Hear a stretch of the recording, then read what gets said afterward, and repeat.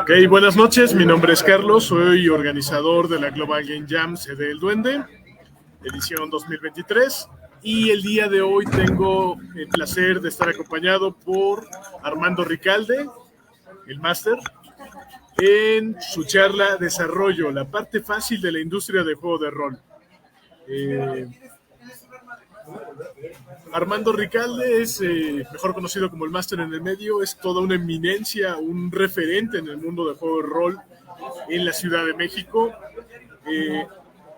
Su labor en Nuestras Raíces, Nuestro Cielo marcó un precedente e incluso estuvo involucrado en el reconocimiento de juego de rol como arte, tengo entendido, ¿no? Bueno, igual, ahorita nos comentas más al respecto. Claro. No sé qué más podría decir. Diseñador de juegos que anda coqueteando con el asunto de la narrativa transmedia, ¿no? Así es. Entonces, pues lo que nos quieras compartir. El micrófono totalmente abierto. Muchas gracias. Bueno, pues primero que nada, respecto de coquetearle a la narrativa transmedia, tengo que decirles que eso explica mi vida amorosa y que este 14 de febrero pues no va a ser bueno precisamente por seguir tratando de hacer experimentos con el juego. Bien, dicho eso, quisiera comenzar con por qué se llama desarrollo, la parte fácil de la industria de los juegos de rol. Y quiero comenzar precisamente dándoles la bienvenida al Global Game Jam. Es probablemente una de las actividades más sanas que existen en nuestra comunidad lúdica, en el amplio espectro de la comunidad lúdica. Y precisamente como están ahorita acercándose a esto, ya sean nuevos o sean veteranos del Global Game Jam, en verdad no tienen idea del excelente ejercicio que es, ¿no? Y precisamente vamos a comenzar dándoles la bienvenida y unas felicitaciones por convertirse en lo que suponían que era imposible, que es desarrolladores de juego. ¿Qué pasa en este momento, no? Ustedes se acercan al Global Game Jam, conocen gente y se ponen a trabajar en un juego y básicamente, sin darse cuenta, se vuelven diseñadores de juego. Desde luego, hay una serie de consejos muy importantes para poder sobrevivir a este ejercicio que llamamos Global Game Jam. Manténganse hidratados, escuchen y sean tan afables como puedan, no se desvelen de más. Bien. El tiempo es casi siempre el mayor problema del Global Game Jam. Tienen muy poco tiempo para trabajar y están en el famoso crunch time, autopuesto.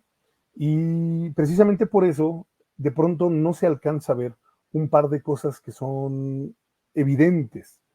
Y sin embargo, en la experiencia pasan muy por debajo de la importancia que tienen. Y esa es que ya son diseñadores de juegos.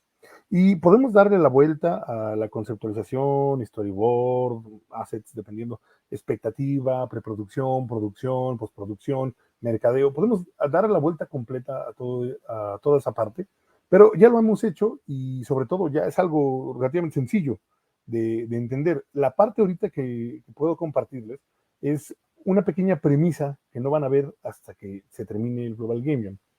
En este momento están trabajando en sus juegos o van a trabajar o trabajaron en sus juegos y de hecho los que están trabajando probablemente no tienen tiempo de ver esto, pero después de una Global Game Jam, ¿qué sucede, no?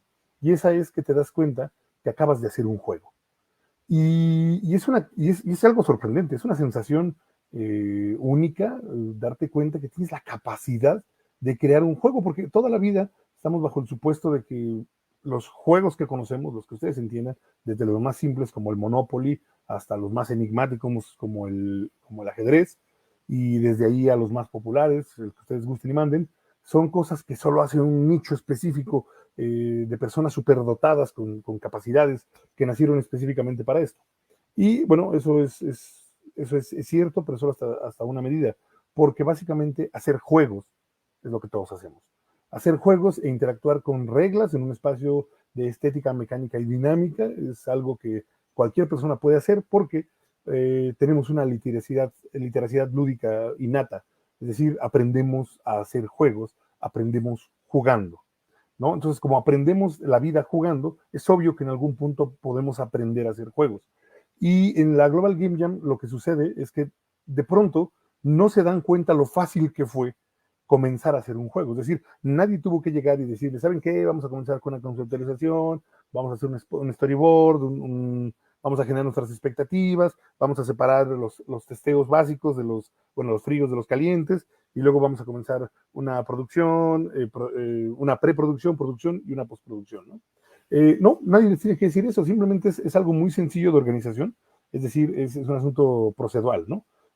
Haces tu concepto, más o menos, que tienes en la mente, es una rápida lluvia de ideas entre la gente que está en la mesa y dice, vamos a hacer esto, vamos a hacer lo otro, más o menos alguien hace un garabato muy simpático que les deja, como que les da el tono de lo que están esperando, una imagen sacada de internet, algo rápido, y entonces simplemente se asignan tiempos, ¿no? De hecho, asignarse tiempos ya es profesional, ¿va? El momento que ponen a asignarse tiempos, es decir, que deciden que de aquí a acá tienen que entregar esto, de aquí a acá tienen que hacer esto, y una vez que comienzan a repartir el trabajo como proceso entre los integrantes, ustedes, señores, ya están en los medios profesionales. Y eso es lo que quiero hacerles hincapié. La parte fácil es desarrollar un juego. ¿Saben? Muy sencillo. Y es fácil porque es algo enteramente orgánico. Es algo enteramente orgánico que sucede. Ahora, ¿qué sucede con los desarrolladores, nosotros los desarrolladores profesionales? ¿Bien? ¿Por qué somos profesionales? Profesionales porque alguien nos contrata, profesionales porque alguien nos paga, profesionales porque nos han publicado. ¿Eso es lo que nos convierte en profesionales? ¿O porque lo hacemos como profesión? ¿O sencillamente porque, demonios, Carlos nos llamó profesionales? ¿No? Entonces, la realidad es que lo único que separa a un desarrollador profesional de un desarrollador en este momento, así en caliente, de la Global Game Jam, es nada, la autoestima, supongo. Nosotros caminamos con el ego hasta arriba, ustedes deben hacerlo porque lo que están haciendo no es sencillo. Que sea orgánico y que suceda como parte de un proceso lógico de organizaciones procedurales humanas, no le quita en lo más mínimo la complicación que de hecho es. Y quiero hacer hincapié en eso porque una vez que ustedes se sienten, digamos que ustedes desean convertirse en diseñadores de juegos, una vez que ustedes se sienten a revisar un poco de la literatura, un poco de las conferencias o de las muchas cosas que a lo largo de los años gente como Carlos o por allá, no sé, los amigos del extinto laboratorio de juegos, un saludo a Héctor Guerrero y demás, una vez que te acerques a este tipo de cosas que durante años se han estado desarrollando, te vas a dar cuenta que es muy sencillo, es un procedimiento muy sencillo de seguir. Ahora, todos te van a decir que la musa y demás, y claro, esa siempre puede ser esquivo ese momento de estar inspirado o no. Pero en la Global Game Jam, por algún motivo, no sufres de eso. Hay tantas ideas en el aire, tantas ideas acumuladas a lo largo del año, que esta salida creativa se vuelve básicamente como un volcán. Agarra presión y de repente, ¡pum!, ahí está. La idea que estabas buscando y la idea que vas a desarrollar, ¿no? Y de pronto, entre el teje y maneje de jalar y empujar, todos deciden abocarse a un lado, y entonces el verdadero secreto es ponerle fechas y ponerle, asignar responsabilidades. Una vez que haces eso, ya básicamente tienes un estudio de juegos. Pero el problema viene cuando te das cuenta para qué haces el juego. Ok, aquí es donde viene la mayor parte del problema. Muchos de los que terminan la Global Game Jam, como perfectamente bien, o sea, es decir, sin ningún problema, terminan el proyecto, se dan una palmada en la espalda, se dan un abrazo con los amigos y se van. Los más astutos, y me refiero a astutos en todo el sentido de la palabra, no solo profesionalmente, sino como personas, van a hacer redes, van a conocer gente y los van a jalar porque son personas que saben que son proactivas. Y nunca cambien eso, ¿eh? Hay gente muy inteligente, hay gente muy hábil, pero jamás cambien a ninguno de los dos por una persona proactiva. Las personas proactivas hacen la diferencia. Entonces, en vista de eso, cuando termine la Global Game Jam se van a ir algunos y otras personas van a permanecer. Sin embargo, si ustedes quieren seguir diseñando juegos, van a empezar a toparse con una serie de problemas. ¿Por qué no van a agarrar esa velocidad tan abrumadora que tuvo el Global Game Jam? Y sobre todo, ¿qué pasa con mi juego? ¿Qué sucede con mi juego? ¿Qué sucede después? El Global Game Jam avienta tanto material lúdico, tantas posibilidades, tanta exposición, que de pronto mucho de lo que hacemos pasa desapercibido. Y desde luego, ninguno de los del grupo se toma el tiempo de continuarlo, es decir, volverlo a revisar, intentar producirlo nuevamente, o incluso tomar en cuenta las opiniones de las personas que lo están jugando. Eso es perfectamente normal. No se espera que el juego llegue más lejos, pero cuando tú esperas que el juego llegue más lejos, te empiezas a dar cuenta de que esos problemas no son pequeños problemas, sino son grandes problemas. Bien, ¿podemos evitarlos? No, yo soy del parecer que no podemos evitarlos. La Global Game Jam tiene precisamente es un volcán, y como es un volcán, se pueden hacer gemas preciosas del calor y la presión, pero no necesariamente quiere decir que esas gemas preciosas vayan a terminar siendo parte de una escultura. Bien, no tiene nada de malo. Pero algunos de ustedes van a decir, oye, ¿sabes qué? Yo sí quiero ser un diseñador profesional, quiero que me inviten a dar charlas, quiero estar ahí con Carlos y con la banda. Al rato van a ver a Rafael Escalante, yo soy fan de él. Y entonces, precisamente por eso, digamos que ustedes quieren convertirse en un diseñador de juegos profesional, ¿no? ¿Qué les espera? Hombre, les espera todo. Lo primero es que cuando te contratan para hacer un juego, hay algo que inmediatamente va en contra del espíritu del Global Game Jam, que es, yo te contrato para hacer un juego y te doy la idea. Híjole, nada más con eso, hagan de cuenta que mataron todo el momento. Cuando alguien te contrata para hacer un juego específicamente, él te da su idea, dice, yo tengo esta idea y quiero que me la conviertas en un juego. Ahora, les voy a ser sincero, estos son los menos. Son los menos porque normalmente lo que ocurre es que los estudios te dicen, véndeme tu juego, nada más. Voy un momento a eso. Vámonos al otro supuesto, que es más raro, pero es más importante. Cuando alguien te da la idea para desarrollar, sea porque ya trae su idea, porque te conoció y quiere que trabajes con él, porque le gusta cómo trabajas, está perfecto. Nada más que hay un problema. Al darte su idea, el proceso de conceptualización ya viene prehecho. Ahora, deberías tú sentarte a rehacerlo, pero normalmente no. Normalmente lo tomas como algo sagrado, como una Biblia, y empiezas a trabajar sobre él, y como no te sientes parte de él, comienzas a irte por una dirección que no te va a terminar funcionando, específicamente en dos rubros. El proceso intuitivo del que habíamos hablado de desarrollar un juego, sí, se viene al traste.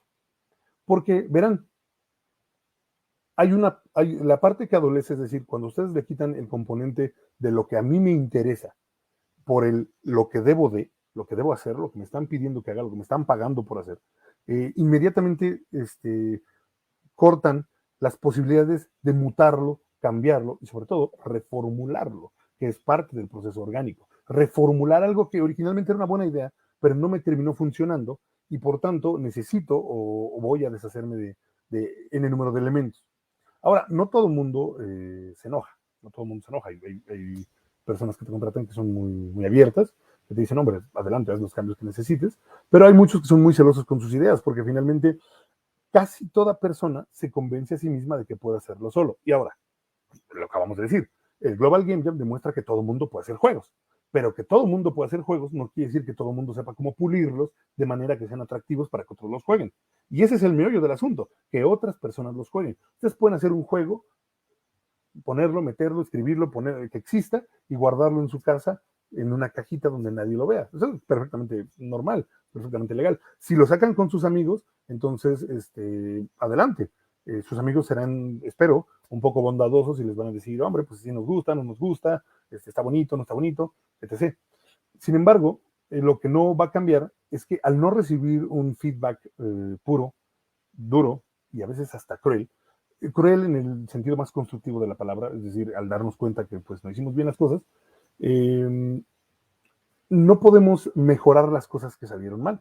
Y precisamente cuando se nos emplea para hacer un juego, cuando nos dan la conceptualización, cuando nos dan el concepto y no le hacemos una conceptualización alrededor, no le hacemos unas líneas abstractas para poder empezar el desarrollo, entonces nos vamos a topar irremediablemente con eso.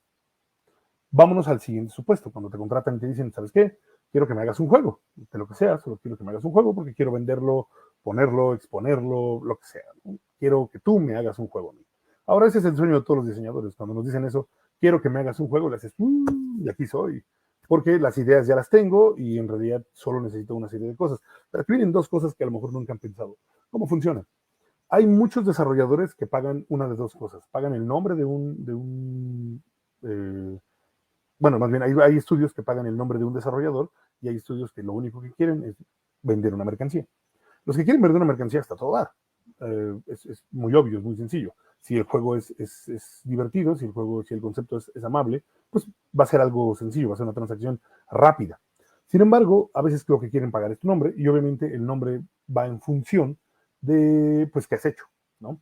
A mí me acaba de presentar como Armando Ibarra, me quedé como 30 segundos pensando quién era Armando Ibarra, nadie me dice Armando Ibarra, todo el mundo me dice Jorge, y aún así, para que no me digan como telenovela, Jorge Armando Ibarra Recalde, siempre he utilizado una N cantidad de apodos, ¿no? Por ahí me conocen como el Máster, me conocen también como el Predicarol, y he firmado con alias básicamente toda mi vida. ¿Por qué? Porque hay unos jefes muy buena onda que llegan y te dicen, oye, necesito un juego, sé quién eres, sé qué haces, pero te lo voy a pagar así, muy bien, porque no salga tu nombre. Y eso también está perfecto, ¿no? En ese tipo de casos, tú agarras y lo pones en tu currículo y cuando vayas con el siguiente jefe le dices, échale una llamada a esta persona y esta persona te dice, sí, sí me lo vendió. ¿Tarán? Qué bonito. Eso es una buena forma ese es un buen destino para un juego. Hay gente que no, hay gente que le gusta que salga su nombre, eso también está muy bien. Pero cuesta un poco de trabajo que tu nombre aparezca o que tu nombre importe cuando apenas estás empezando, pero de eso se trata, de irse haciendo una carrera, ¿no? Hagan juegos en el Global Game Jam, hagan juegos que sean su tarjeta de presentación. Ese es el truco. Sin embargo, ¿qué sucede con esta atrofia del proceso intuitivo que les había hablado, ¿no? El proceso de desarrollo intuitivo. ¿Qué sucede con esta atrofia? ¿Por qué llegamos a eso? Bueno, por las preguntas. Verán, cuando cuando trabajas para un estudio, el estudio a menudo dice cosas como, ¿saben qué? Les voy a pagar una entrevista, una llamada, una asesoría con N persona que es importantísima en este rubro tipo de juegos, ¿no? Que es pionero en esto o que es un especialista en esto. Y está genial, ¿no? Siempre conoces gente nueva y siempre conoces personas con ideas nuevas y sobre todo conoces gente que sabe hacer las cosas de maneras muy específicas, porque verán, el gran truco o la gran diferencia entre un desarrollador novato y un desarrollador profesional es única y exclusivamente las preguntas. Las preguntas hacen toda la diferencia. No es la experiencia, miren, sí, por supuesto, te haces más hábil para algunas cosas, te haces más rápido, te haces más eficiente, pero ser eficiente no tiene que ver con la calidad del juego, tiene que ver con la calidad del proceso creativo, no del juego. En cambio, hacer las preguntas correctas, sí. ¿Cuáles son las preguntas correctas? Híjole, ahí es donde vamos a tener el primer encontronazo, que es, ¿qué es lo que quiero del juego? ¿No? Lo que quiero es que mi cliente esté satisfecho, lo que quiero es que se venda, lo que quiero es que sea emocionante, lo que quiero es que genere una experiencia estética, que realmente logre una impresión específica sobre las personas. Esa es la primerita pregunta, ¿va? Oye, pero son cuatro. No, es una sola pregunta, que es, ¿para qué es el juego? ¿Cuál es el objetivo del juego? Ya de ahí vamos a empezar a separarlo en el número de cosas, como cómo se va a desarrollar el juego, si va a ser cooperativo, si va a ser confrontacional, si va a tener un sistema para dirimir conflictos, etc. ¿No? Lo que puedo decirles es que estas preguntas son vitales, porque estas preguntas van a determinar el futuro del juego.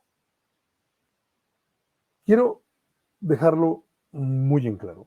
Los años haciendo juegos solo te dejan hacer mejores preguntas.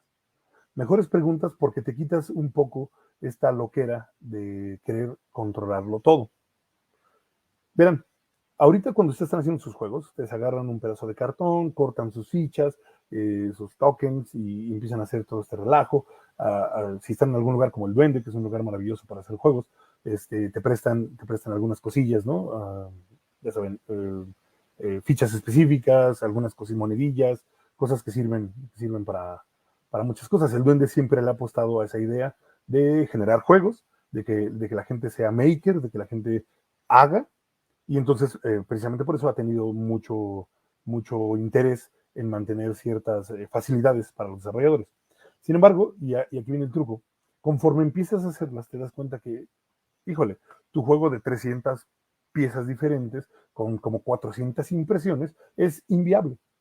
Inviable completamente, porque no solo sería un monstruo gigantesco, sino que requerirías imprimir 1000 unidades para que siquiera sea costeable y costeable para quién, ¿va? Entonces, eso es muy importante porque es una pregunta básica, que es, ¿cómo voy a hacer mi juego? ¿En qué parámetros voy a hacerlo? En la Global Game Jam no te preocupas por eso, ¿eh? Realmente te vas a matar con lo que tienes a la mano, así. Pero cuando tú llegas, por ejemplo, con un editor, el editor te dice, esto es una locura. O sea, lo que tú quieres es que yo imprima esto en qué, ¿no? O sea, hacer un dibujo sobre acrílico es muy sencillo. Imprimir piezas en acrílico puede ser sencillo, pero no es barato, ¿va? Cada uno de los procesos cuesta algo, es decir, desde la persona que hace la conceptualización hasta la persona que ya saben que, o sea, haces el texto plano y dices qué es lo que quieres, y de aquí hay una persona en medio que se encarga de hacer que toda la experiencia tenga un mismo tono, y luego abajo está el dibujante, que se va a poner, el ilustrador, que se va a poner a hacer específicos, ¿no? Ni hablar del maquetador, el compilador y todos los otros hombres involucrados. Y es muy importante porque en verdad, si ustedes tratan de hacer su propio juego, pues se van a dar cuenta que están haciendo cosas sin saber hacia dónde van. Y si saben a dónde van, sin entender de costos. Ahora, hay una cosa muy importante, porque esa es la autopublicación, ¿no? Es decir, debo autopublicar mi libro, eso es común, es normal. Pero inmediatamente después de autopublicar te das cuenta que primero, híjole, ¿quién me lo va a comprar? ¿Dónde lo voy a vender? ¿Sé vender? En principio todo el mundo dice, lo pongo en Facebook, ¿no? Lo pongo en Facebook, me pago una publicidad, lo pongo, no, todos esos son suicidios, ¿no? Ustedes saben, como yo, que a veces dices algo en voz alta y Google te lo muestra. Y a veces piensas algo y Google te lo muestra. Lo que Google jamás va a mostrar va a ser su juego. Eso se los aseguro. Su juego jamás va a ser mostrado por Google. Y por algún extraño motivo, nunca lo van a ver sus amigos. Y si sus amigos lo ven, no le van a dar like. Y si de casualidad le dan like, el algoritmo va a decir, no sé qué sea esto y nunca lo voy a mostrar. Entonces, ese tipo de juegos a menudo encuentran un problema gravísimo, que es cuál va a ser su salida, a dónde van a ir, cuál es su destino, dónde terminan. Ya llegamos a a 2/3 de la presentación y quiero precisamente empezar a dar soluciones, ¿va? Sobre las preguntas. Las dos preguntas que concretamente creo que siempre hacen la diferencia es ¿qué pretendo? ¿No? En todo el sentido de la palabra es ¿qué pretendo ofrecer con mi juego? Y la segunda es si quiero que este juego se juegue. Ahora, en verdad, uno pensaría que todo el mundo quiere que su juego se juegue, pero no es cierto, no es cierto. Conozco muchos diseñadores, amigos míos, que quiero mucho, que tienen esta idea de hacer lo más imposible su juego, ¿va? A veces me dicen, oye, ¿me das una checada a mi juego? Sí, por supuesto, ¿no? Si no es de industria, lo que sea. Si es de industria, ahí sí para que vean, lo negociamos. Pero si es de un indie, si es un amigo, ahora lo reviso. Pero muchos de ellos son imposibles de revisar. No solo su copy, es decir, sus reglas no están adecuadamente explicadas, ¿no? Y ojo, no puedes darme una demostración de tu juego. Necesito leer tu juego, necesito saber si tu juego es entendible en un ámbito, en un ámbito real y no solo en el abstracto. Ahora, yo me dedico a juegos de rol y los juegos de rol dependen mayormente de una demostración. Sin embargo, la misma regla aplica, ¿eh? Tú das el juego y la gente tiene que poder entender el juego. Si el juego no es entendible, si no es entendible en ninguno de en su mecánica, en su estética, o en su ambientación, o en la dinámica de juego que pretendes, pues ya se les digo todo. O sea, tú puedes sacar un manual de 800 hojas, que los he recibido, ¿eh? 800 largas hojas por ambos lados, en tamaño oficio, y dices, ¿quién quieres que juegue esto? ¿Quién quieres que juegue esto? Porque ¿quién quiere leer 800 hojas? Y después de leer esas 800 hojas, ¿quién en el nombre de Dios va a ponerlas? ¿A quién? ¿Por cuánto tiempo? Y la calidad de un juego de rol es muy diferente a la calidad de un juego de mesa o de cualquier otro tipo de juego. La calidad de un juego de rol depende de qué tanto se puede construir sobre él, sin que el ego del máster diga, voy a mejorarlo con estas pequeñas modificaciones. Entonces, la calidad de un juego de mesa es, puedo jugarlo y el juego se descompone cuando le meto mano. Por ejemplo, todo el mundo juega ¿cómo se llama? Todo el mundo juega el Monopoly como se le pega la gana, ¿eh? Yo creo que nunca nadie ha leído las reglas del Monopoly o del Uno, del turista, perdón, del turista mundial. Pero hay un recordatorio siempre importante de este juego que todos conocen, que es el Uno, ¿bien? Y es que la clásica más 25 o leemos las reglas. Eso es bien importante porque nadie se tomó la molestia de leer que esto era un comodín por si te perdía alguna, por si se te perdía alguna de las cartas o si necesitabas otro comodín. Se acabó. No era para inventar reglas locas. Bien. Entonces, como no estamos capacitados para saber en el futuro cómo se va a usar nuestro juego, la única pregunta es si el juego se destroza completamente por la omisión de alguna regla, si el juego se destroza completamente por la inclusión de alguna regla. Y ya, como eso es parte de la dinámica, no podemos hacer nada. Solo podemos sentarnos y esperar que nadie lo note o que nadie le importe. Recuerdo que cuando jugábamos Magic hace muchos años, una de las cosas más importantes era siempre decir, este es un juego de caballeros.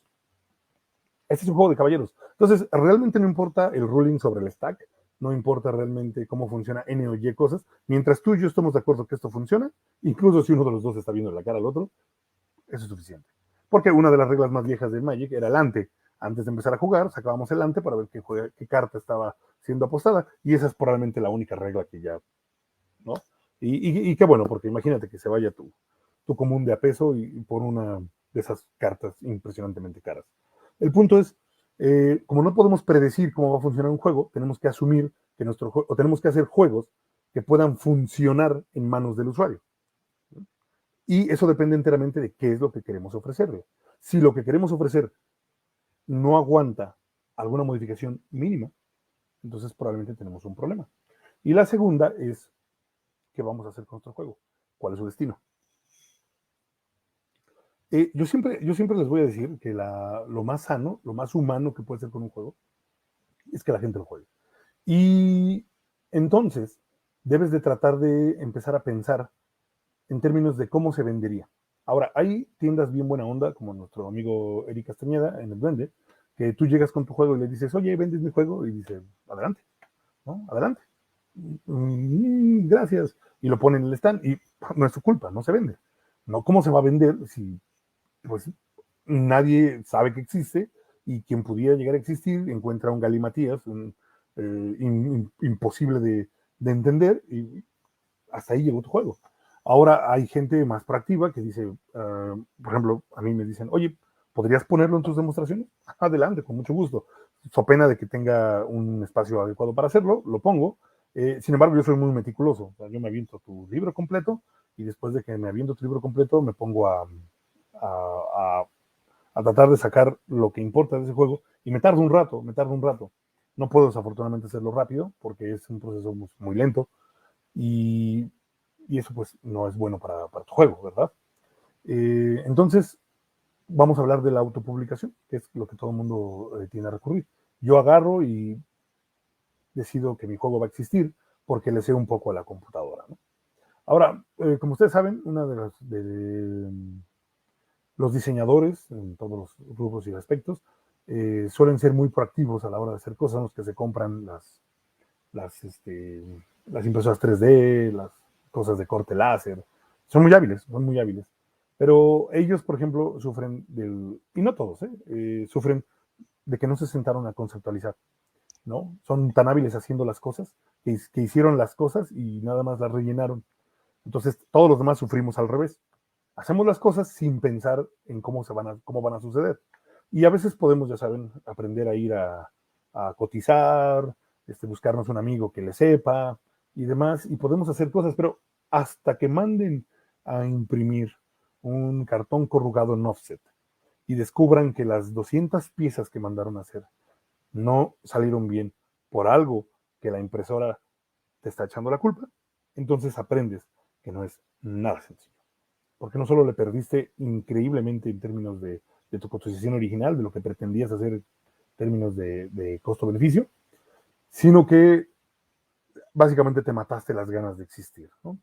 Ni hablar de las cosas raras como que quieres que tenga un vasito o que quieras que tenga ¿no?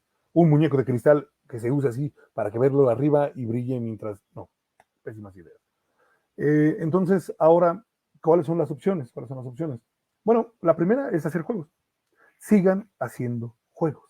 Sigan haciendo juegos. No tienen que terminarlos, así es decir, no tienen que convertirlos en cosas que existen en el mundo. Basta con que los sigan diseñando. Y entonces, a medida que lo van haciendo, se van a hacer más hábiles al hacer las preguntas, las dos que ya quedamos. Número uno, ¿para qué es mi juego? Y número dos, ¿cuál va a ser su destino? Y entonces en esas dos preguntas, en ese bailar de esas dos preguntas, se van a hacer mejores para entender que hay ciertos tamaños de token, hay ciertos tamaños de ficha que son más sencillos de utilizar unos que otros. Bien, porque son más universales. Pero también van a aprender que hay unos que son más baratos y eso es bueno para ustedes. Hay una segunda opción. Recién hay no es un comercial, pero para que sepan, hay una casa editora que se llama Tecolote Games, de Guti Mon, Agustín Mon. Él básicamente está ofreciendo eso. Tú tráeme tu juego y yo te hago el juego, ¿no? Y cuando digo te hago el juego, comienza con una asesoría, se sienta contigo y escucha, tiene un proceso un poco diferente del que les describí, es su proceso, y entonces toma nota de todo lo que tu juego funciona, te da algunas sugerencias, te manda a decir, ¿sabes qué?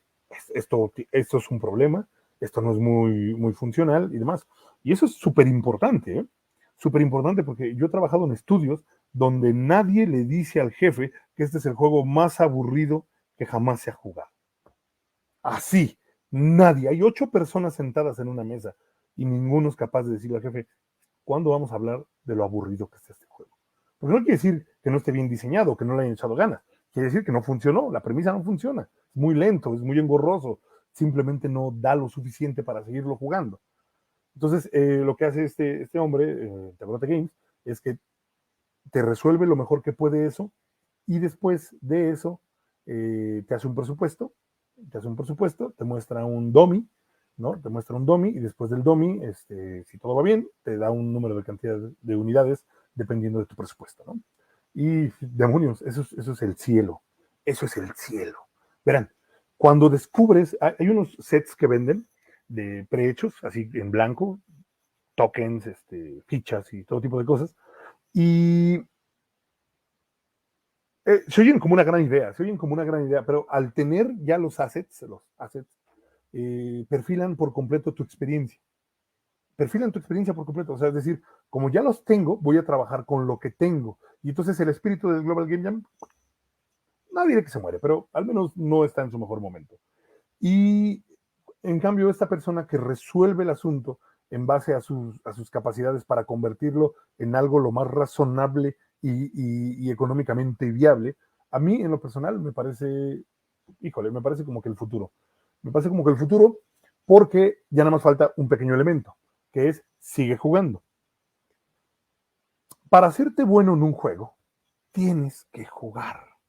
Uno de los problemas que tienen los escritores es que dicen, yo no voy a leer porque arruina mi estilo. Y si no lees, ¿de dónde vas a manejar, dónde vas a aprender a manejar las inflexiones de los verbos? Esas no se aprenden leyendo un libro. Puedes copiarlas de un libro, ¿no? Pero jamás vas a aprender a tomar un estilo si no sigues leyendo. Bueno, lo mismo aplica a los juegos. Hay gente que se pone, o sea, lo más curioso que existe en el juego de rol es que después de jugar alguien dice, voy a hacer mi propio juego de rol. Olvídate del plagio al sistema. No es relevante. No es relevante porque los sistemas, para empezar, ni siquiera se pueden registrar. OGL, Dungeons. Entonces, olvídense por completo de ese asunto. Tiene más que ver con el hecho de que una persona que acaba de empezar a jugar, que todavía no ha entendido la complejidad de las reglas, dice, yo voy a hacer mi juego, y va a ser de robots, y van a dar patadas, y van a hacer esto. Y en que el ánimo es genial, pues el problema es que se desaniman cuando nadie quiere jugarlo. No, me dicen, oye, ¿no quieres jugar mi juego? Y le dices, sí quiero, pero ya tengo 14 meses a la semana, por el amor de Dios. Te lo juro que no tengo 3 horas de mi vida para nada más, ¿no? Entonces, le dicen a sus amigos pueden echarle por la chorcha, pero si no les interesa, lo van a terminar mandando al trasto, y ni hablar de irte a un lugar público donde te van a masacrar, ¿no? Entonces, ese es el meollo, sigue jugando. sigue jugando porque jugando te va a dar los elementos, no para copiar, sino para ir dándole originalidad a tu forma específica de diseño. Y escucha. En la Global Game Jam tenemos esta gran habilidad que es escuchar a los demás. Llegamos con ideas preconcebidas, llegamos con ideas hechas, llegamos con todo listo, pero hay gente hablando y las escuchamos. O sea, por un momento, aunque sea porque así van las reglas o simple y sencillamente porque de repente pues le damos esa cortesía a otro ser humano, los escuchamos. Y como los escuchamos, hacemos juegos bonitos, juegos chulos, juegos que funcionan. ¿Bien? Pueden no competir contra un juego profesional, contra un juego de marca, pero a final de cuentas, ¿qué es un juego de marca? En el meollo del asunto decidimos que un juego vale por dos cosas. Número uno, que le den un premio, o número dos, que venda mucho. Ahora, creo que ustedes, como yo, ya han madurado lo suficiente para saber que todo este asunto de los premios, en todos lados, no importa si son la Academia del Cine o si son un famosísimo premio por ahí, de todas las cosas, todo depende de la popularidad. Así de sencillo. Todo depende de la popularidad y únicamente te lo van a dar porque es popular. ¿Va? Y van a inventarse, las personas que hacen el dictamen, pueden ser muy hábiles en su área y pueden, en su sabiduría, justificar muy bien la propuesta para decir esto es especial. Y puede que lo sea, pero la mayor parte de las veces simplemente es algo que la gente dice, esto es. Y todo el mundo dice, wow. Y entonces es impresionante porque yo, desafortunadamente, los juegos de mesa no me entran mucho. No me entran mucho y ese es un problema porque hago juegos de mesa. Entonces, como hago juegos de mesa, y los hago casi todos con esta tendencia de tipo rol, cuando llego a hacer el pitch a mi jefe, ¿no? Le digo, te voy a hacer el pitch, ¿no? Y le digo, este es así, así, así, así, y el jefe está muy emocionado, pero tengo este vicio de hacerlo como una montaña rusa, ¿no? Es decir, sin spoilers. Vamos a empezar a jugar y te vas dando cuenta de las cosas. Pero hay un problema, yo en realidad no lo disfruto, no disfruto los juegos de mesa, entonces no puedo contagiarlo de lo que necesito para que él diga, wow. En cambio, en un juego de rol, pues no, ahí en cambio sí hago todo lo contrario, ¿no? Es decir, lo entrego y ya cuando me toca, cuando pasa el primer filtro, que es, ya lo leí, me gustó, cuando lo pongo en la mesa, toma, es mío. Bueno, les voy a ser sincero, un truco que aprendí es que contrato a un amigo para que lo demuestre en los juegos de mesa.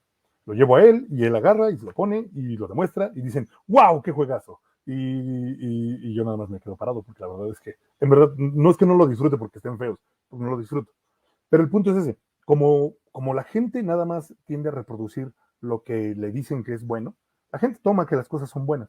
Entonces tu juego, nuevo, bonito y bien hecho, no tiene mucha oportunidad contra algo que trae algo preconcebido. No hablemos de términos de venta. Las editoriales grandes van a decidir qué se vende. No importa si tu juego es bueno o no. Ellos van a decidir qué se vende. Entonces no se sientan mal. Si de repente no les va bien en los primeros juegos, los que sean, ni siquiera les voy a dar un número, adelante, sigan intentándolo y pase lo que pase, por favor, no dejen de jugar, porque jugar es el escuchar de los diseñadores. Bien, entonces me dijeron que la marca eran 40 minutos, porque realmente quiero escuchar sus preguntas y pues adelante, muchas gracias. Vamos a ver si Carlos anda por ahí. Master, vamos a intentar sintetizar un poco. Alguien habló de cómo cotizar los servicios de un game designer. Alguien preguntó por hora, por proyectos, se hace una colaboración. Bueno, complementando esa pregunta, déjame ver qué más hay como pregunta. Alguien comentó, qué curioso, sería como un chef que no disfruta comer. Ok, no sé cómo quieras atender estas interacciones. Okay, voy a comenzar con esa. Primero, yo no disfruto los juegos de rol. Yo amo los juegos de rol. Y no me los trago, sino los amo, ¿va? Entonces, les voy a ser sincero, no hay un solo juego de rol que no me guste. Un juego de rol puede tener una mala implementación, es decir, puede que a la mera hora el juego de rol no haya funcionado porque la mesa no funcionó, porque el máster no funcionó, porque a veces uno no funciona. Entonces, rara vez le echo la culpa a un juego de rol. ¿He leído juegos de rol mal hechos? Sí. ¿He leído juegos de rol poco ambiciosos? Sí. ¿He leído juegos de rol sin sentido? También. Pero hay una diferencia importante en los juegos de rol y en los juegos de mesa. Los juegos de mesa son un desarrollo ya, así, ya está hecho. Si no funciona, es tu culpa. En cambio, en los juegos de rol no sabemos qué salió mal. Hay demasiados elementos. El juego de mesa ya trae sus reglas. Si a ti no te gustó el 1, es tu problema. Ajá, no es problema del 1. El 1 hace lo que tiene que hacer. El ajedrez es el ajedrez. Puede que te guste o que no te guste, pero el ajedrez es el ajedrez y ahí está su encanto. Ahora, el juego de rol tiene un poco más de soltura. En ese sentido, te diría que me volví muy bueno haciendo juegos de rol y entonces alguien dijo, ¿has pensado hacer juegos de mesa? Lo intentamos, le dimos un intento precisamente por mis intentos en la Global Game Jam. Me empecé a mover en eso y eventualmente me dijeron, oye, son buenos juegos de mesa, y me puse a hacer juegos de mesa, ¿no? Entonces, no me entran en el mejor sentido de la palabra, pero es porque no me funciona como en el rol. Pero sí, por supuesto que los respeto y los disfruto, ¿no? Ahora, ¿cómo cobramos? Bueno, depende a quién. Específicamente en los casos de juegos de rol es un poco diferente. En los casos de juegos de rol, nosotros cobramos dos cosas por separado. Cobramos primero el diseño del juego y a veces incluso lo llamamos una renta. ¿Qué quieres? No, pues fíjate que yo lo que quiero es poner un juego que permita que todo el grupo pueda atender ciertas cosas específicas y quiero que alguien pueda hacer una radiografía de ello. Estoy hablando específicamente de un proyecto para un banco, ¿va? No voy a decir nombres, nada más, proyecto para un banco. Entonces dices, perfecto, tengo el juego, te lo voy a rentar. Ahora, el juego va a funcionar así, así, así, y te va a costar tanto, ¿no? Una cantidad fija. Ahora, te voy a cobrar cada implementación, ¿bien? Te voy a cobrar cada implementación y te voy a cobrar la lectura de la radiografía. Entonces, así es como funciona, digamos, a un nivel institucional. Sin embargo, digamos, un ejemplo, digamos que Carlos me dice, oye, Master, vamos a trabajar en un juego. Normalmente nos asociamos. Carlos me dice, yo voy a agarrar y voy a hacer esto y tú vas a hacer esto. Yo, por ejemplo, ya aprendí que no soy bueno para eso del mercadeo. Ni soy actual, ni soy popular, ni entiendo a la chaviza, porque los llamo chaviza todavía.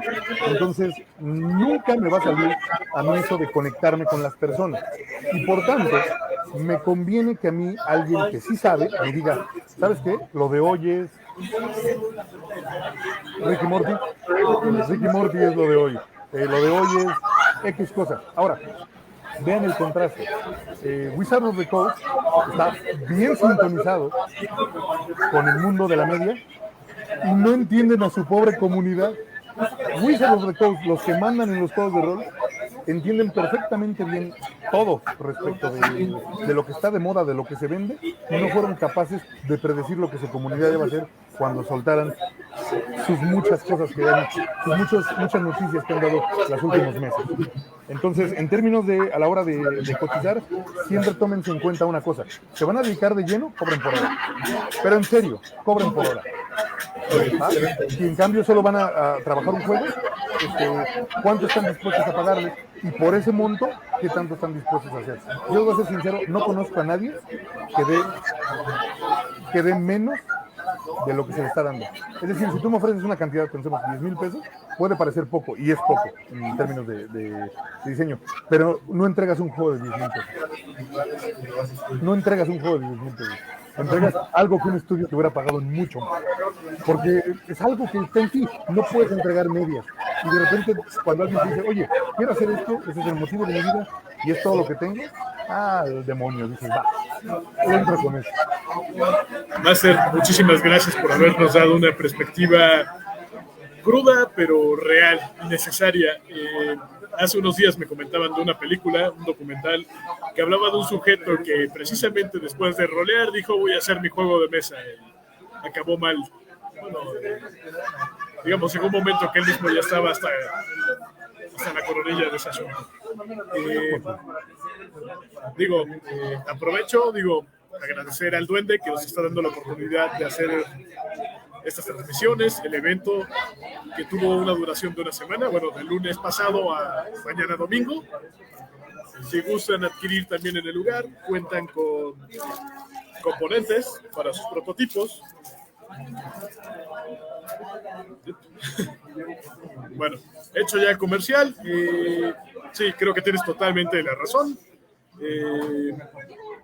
Creo que aquí se da un fenómeno, si puedo acotar, y es el hecho de que se ha generado este boom donde se habla de la industria del juego como una industria como tal, y mucha gente pues prácticamente solamente está detrás de los ingresos económicos, ¿no? O como un motivador general. Un amigo mío, Mario, saludos, un mentor, me decía en la fiebre del oro, no solamente quien encontró el oro se volvió rico, sino el sujeto que vendía las palas. Entonces, pues un llamado a la cordura, al sentido común y dimensionar, ¿no? O sea, en el mundo del videojuego, pues Rockstar se embolsará millones, pero tiene toda una estructura atrás desde que comenzó el estudio.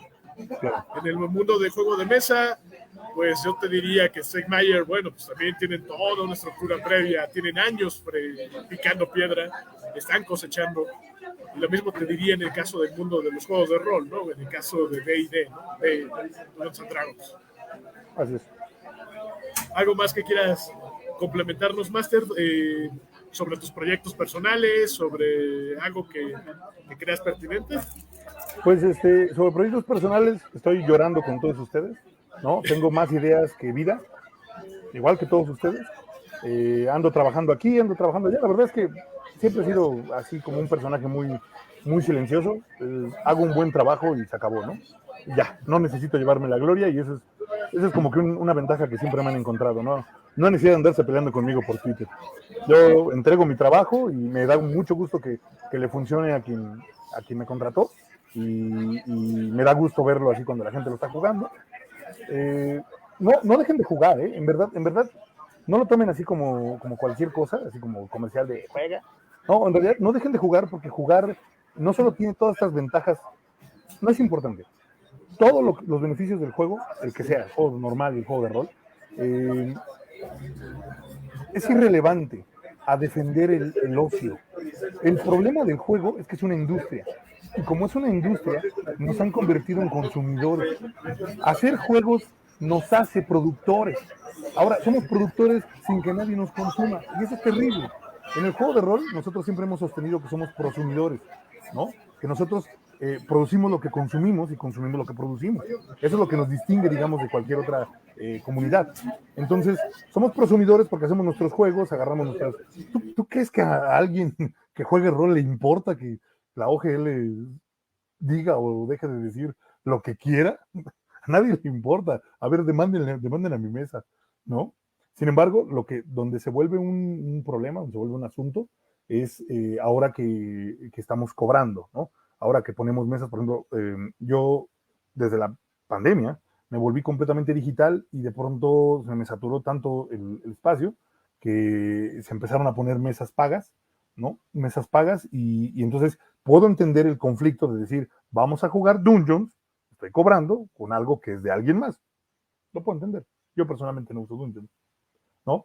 Entonces, pero a final de cuentas, en el meollo del asunto es, ¿realmente uso Dungeons?